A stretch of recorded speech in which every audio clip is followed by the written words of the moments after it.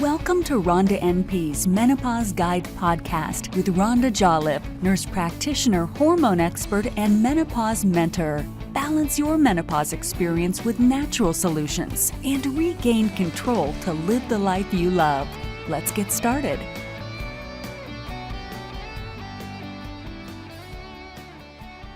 Hi, this is Chris Doctor, and I'm your co-host for the Menopause Guide podcast with Rhonda NP. I'll be joined in just a minute by Rhonda. And hey, are you a first-time listener? Well, if you are, hello. Thank you so much for tuning in today. Rhonda and I are here to help you figure out some of the most common or maybe not so common questions related to your perimenopause and menopause experience. So any of the resources we mentioned today, we will put links in the show notes, which you can find at our website, rhondanp.com. Also at the website, you'll be able to find our web store where we have high-quality products that Rhonda uses every day in her clinic with her perimenopause and menopausal patients. Also there we have some great information like our perimenopause quiz to let you know if you are in menopause or perimenopause, and also information on our online courses that provide education and empowerment all about this menopause stuff. We open our signature course, Menopause 101, just a few times a year so that we are able to offer VIP service to our students. If we aren't open when you head over to the site, we have a spot where you can put your name on an interest list, and we will be sure to send you a reminder email when we are open. So are you ready? Today, we are talking about a critically important topic for all women, and it's breast cancer risk reduction and prevention. As a daughter and a sister to breast cancer survivors, I know all too well about this area. But I also know from my work with 2 national breast cancer organizations that education and action are really your best defense. So today, Rhonda and I will address her top strategies for risk reduction. We'll also look at what special considerations a breast cancer survivor should be aware of during menopause. Rhonda has some really great tips from why the metabolizing of estrogens for prevention is such a big deal, key information on your lymphatic system, and some important tips on how to avoid toxins in your perfumes, your lotions, and makeup. So let's get started. So today on the Menopause Guide podcast, we are going to be talking about breast cancer and risk reduction strategies. And I'm Chris Doctor, and I'm your co-host, and Rhonda Jolliffe is here with us as well. So how you doing today, Rhonda?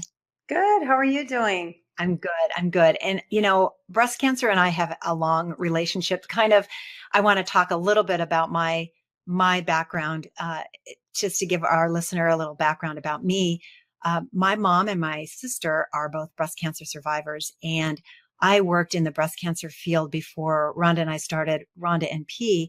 I did fundraising at the national level, and I have always really been truly frightened of breast cancer because it has touched my family so specifically, has taken loved ones, as I'm sure it has for you as a listener. You know people who have been affected by breast cancer. So today I'm excited to talk to Rhonda about some breast cancer risk reduction strategies that she's so intimately involved in because she exclusively treats, well, she doesn't exclusively, but she treats women and menopausal women. So that's just my little kickoff for this episode. Yeah, I guess when you are in women's health, you really have to be interested in the breasts, and the whole biggest scare of women today really is breast cancer. Although we are dying more of heart disease in much more numbers and living with breast cancer in much more numbers than we used to, we're still really fearful of breast cancer. And that's rightfully so, because there is a lot of people with breast cancer more than they used to, and cancer in general. So yeah, I get the whole scare of the breast cancer thing. The thing with the scare that concerns me is some people are so afraid that they think about it all the time, and that when it's on your mind, you can literally in your mind create things, and that's not good either. So if we give some tools and strategies to help women, I think that they can take some control of that they're doing something for prevention. And prevention isn't just getting your mammograms. That's kind of what we call prevention. And really, that's not prevention. That's just, simply seeing where your where you're at with your mammogram. And so there's so many other things that are involved in the whole breast cancer thing, and just generally keeping yourself healthy. For all cancers, you can fight off cancers just by living a healthy lifestyle. And so I think that word needs to get out, that really prevention of breast cancer is so many more things. There's a lot of tools that you can do. So what would be special considerations for a breast cancer survivor and menopause? What does she need to be thinking about or doing as it relates to this onset of menopause? Or maybe she got thrust into it because of her chemotherapy. Yeah, that does happen. And, really, it starts with diet, I have to say, because that is I look at food as medicine. And so if you're eating really good food, that's providing nutrients to your body and it's protecting your cells and fighting off those free radicals that are not, so the cancer is not able to grow um, and so that's really important. So it really starts with diet. Eliminating sugar is a really big deal. Sugar is like a drug, not only in our body, but it also creates an environment that cancer cells love, and they love to grow on that. So between the sugar and the whole insulin management, that's a big deal. And when I say insulin management, that's a hormone that manages our blood sugar. And we want to keep our insulin in a good range. And you can do that with diet and exercise. You want to do that because we know that extra blood sugar circulating around in the bloodstream, like I say, cancer cells love that and they feed on that. So you want to keep your blood sugars down. That's very important for all cancers and in particularly breast cancer. So I say diet, and honestly, antioxidants are extremely important. The greener, the oranger, the redder the vegetables, the better, because that means that they're filled with nutrients. So your fruits and vegetables are your best choices. Really, all the colors can really help ward off cancers. So what does a breast cancer survivor need to be considering in terms of hormone replacement therapy at this point? Because that's a really complicated, big, huge question. But I know that, as survivors, women do not want to introduce anything that could happen to make reoccurrence possible or even a remote possibility because of what she's gone through already. So what do you recommend for consideration at this point for a breast cancer survivor? Well, at menopause and perimenopause, what happens is your estrogen, we have a lot of circulating estrogens, but there's three main ones. There's estradiol, estriol, and estrone. And at menopause, when you lose, your ovaries lose their function, you're losing more of your estradiol, and so you have more estrone.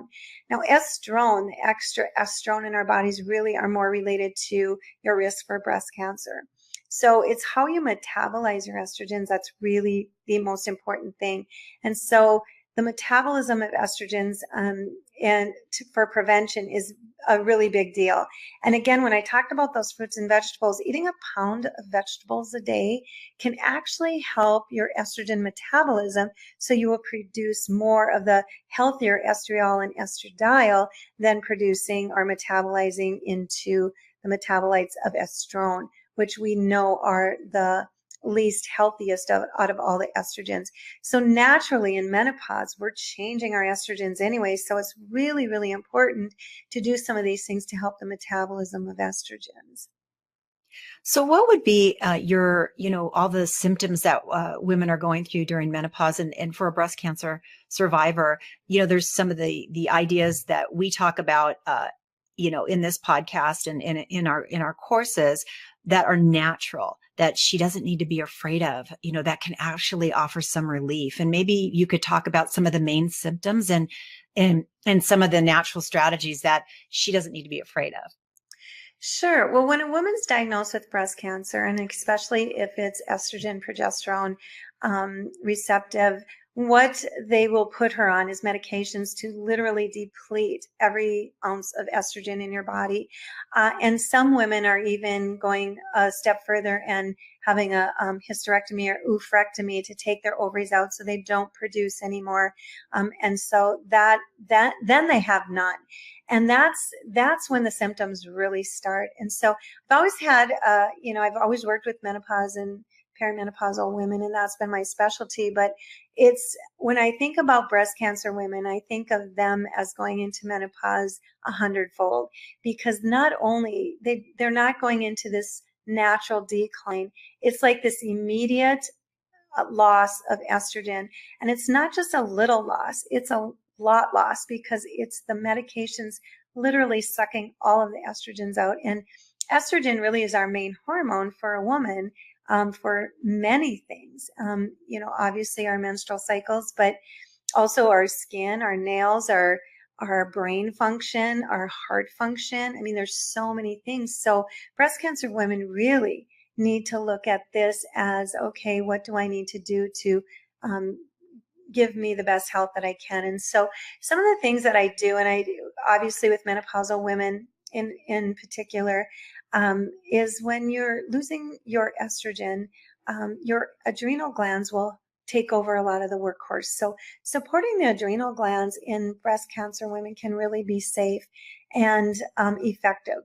So just supporting the adrenal glands with some adaptogen herbs like ashwagandha or rhodiola, maybe some ginseng, those things can really help your energy, your mood, hot flashes, night sweats. So those are kind of my faves, right next to the diet and exercise. There was a study, this is one of my favorite studies, done on exercise and breast cancer survivors. And what they found is women that exercise after they had the diagnosis of breast cancer, that they had a significantly less chance of reoccurrence if they did regular exercise. And it was only, I think, 20 minutes, 5 times a day. So not extreme exercise, just moderate exercise. Moderate regular exercise can decrease your risk of reoccurrence. So I cannot stress exercise enough. And I even bring that up to women for prevention. So if that's preventing reoccurrence, think about what it does to prevent actually getting it in the first place. So regular exercise is huge for breast cancer. And then the whole diet thing that I talked about, the fruits and vegetables, extremely important. So, along with this episode, we'll have a download of your top strategies for risk reduction, prevention. So, let's talk about maybe your top 3 or 4 right now in this podcast, and then the listener can go ahead and download the rest if she's interested in learning more about that information. Sure. So one of my favorites that women, there's a lot of stuff out there, and women hear a lot of things, obviously the fruits and vegetables, obviously the exercise. But another thing that a lot of women, I'm surprised they don't hear enough about for prevention is really treating your breasts as their own preventative measure. So keep in mind that around our breast is our lymphatic system at its most concentrated.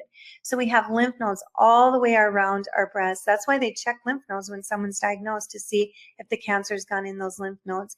So they go under the arm, all the way down around underneath the breast. That's where our lymphatic system drains. So keep in mind, our lymphatic system is really our immune system.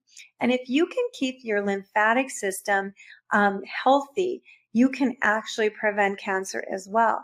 So one thing, keep in mind our breasts. So most women, and especially large-breasted women, they will have underwire under their bras, and bras that hold them up, lift them in, and push their boobs in.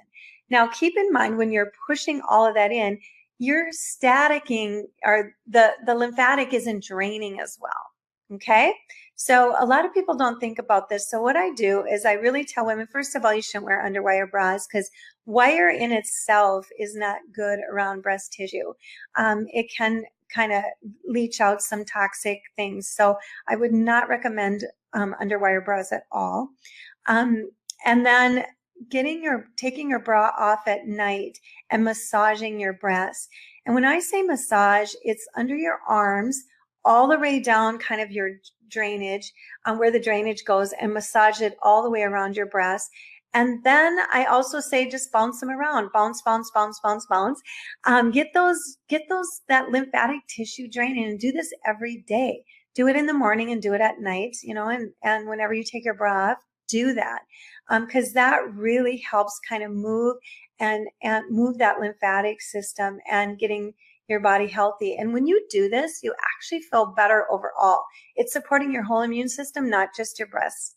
So I really highly recommend that. In my clinic, I do have a breast oil that I use. You can use some essential oils, coconut oil.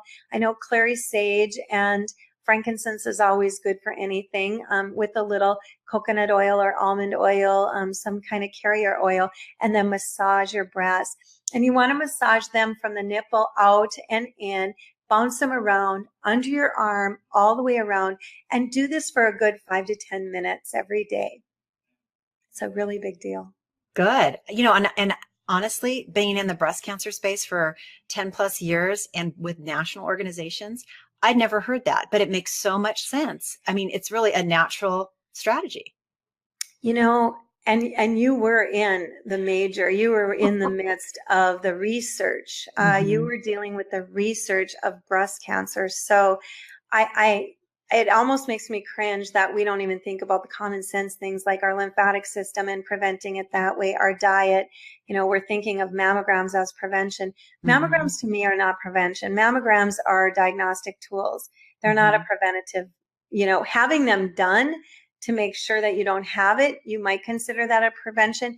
But the other tools that you do to actually prevent cancer is what I call prevention. Does that make sense? No, it absolutely does. But that is like in my thought process, mammograms are not preventative medicine. Mammograms are diagnostic tools to see if you have any growth going on. Absolutely. So you can be, preventative. And by the way, if you haven't heard of thermograms, I'm a huge proponent of thermograms, and I do them in my clinic. And thermograms, I'll tell you a little bit about them because I think they're so important. The history of a thermogram is back in the late 60s, early 70s. They were looking at a tool that they were going to monitor and look at breast cancer. And the three tools they looked at was the mammogram, thermogram, and ultrasound. And the mammogram won. And so that became the gold standard. And basically it was because the ultrasound and thermogram technology just wasn't there. The mammogram technology was a little bit more advanced at that time. Well, times have changed, but for medicine, the times changing for medicine is much slower, but times have changed. And so technology have changed. And now the technology of the thermogram is really highly advanced. And what the thermogram is it actually, they're taking a picture of you and they're 6 feet away. So they're looking at the skin, the hot and cold spots on the skin that correlate with what's going on in the breast. And the thermogram can actually pick up cellular activity at a much earlier phase than a mammogram. The mammogram, there has to be a visual nodule to be seen. And by the time it's actually that, the cells have replicated millions of times to actually make that visible nodule. So in the thermogram, there's activity that can show up in a thermogram like inflammation. And we know that cancer starts with inflammation. So you can do a thermogram and maybe one of your breasts has a lot of inflammation going on. And so I'll sit down with women and tell them, we need to work on this. This is more of an inflammatory thing because we did a mammogram. There's no nodule there, so we can't diagnose cancer, but something's going on with the thermogram. So it can pick things up 6 to 8 years before a mammogram might pick anything up. So that's a really big deal. And so I like that as my preventative care. The downfall to thermograms is some women do get quite nervous if they see an abnormality. So the education is so important. Because if there's an abnormality, we'll do a mammogram. There's no breast cancer on the mammogram. We can literally stop that breast cancer from forming because we won't really know what stage it's in its replication. But if it's just in the inflammatory stage and it hasn't even developed any cancer cells, you can really turn things around. And I've always been a believer that we always have cancer cells within ourselves and our body's constantly fighting them off. And so if you give your body the right things to constantly fight off all the cancer cells, that you're going to be, your risk is going to be much lower. And that's such a good point, Rhonda, because I think a lot of women are afraid of mammograms specifically because they think they hurt or they do hurt them. And this thermography is something where you stand in front of the device, correct? So it Right, doesn't even really right. touch you. So it's kind of an easier entry into the whole screening kind of philosophy or mentality. And really, you know yourself, if you're doing yourself breast exams and things of that nature, you just really want to arm yourself with every tool you can from what you're putting in Yeah. your body, on your body, and could you talk a little bit about toxins too? I think that's a really big, it's a big scary topic, but if there's some Hmm. simple things that women could do to lessen toxins in their environment, what you would recommend?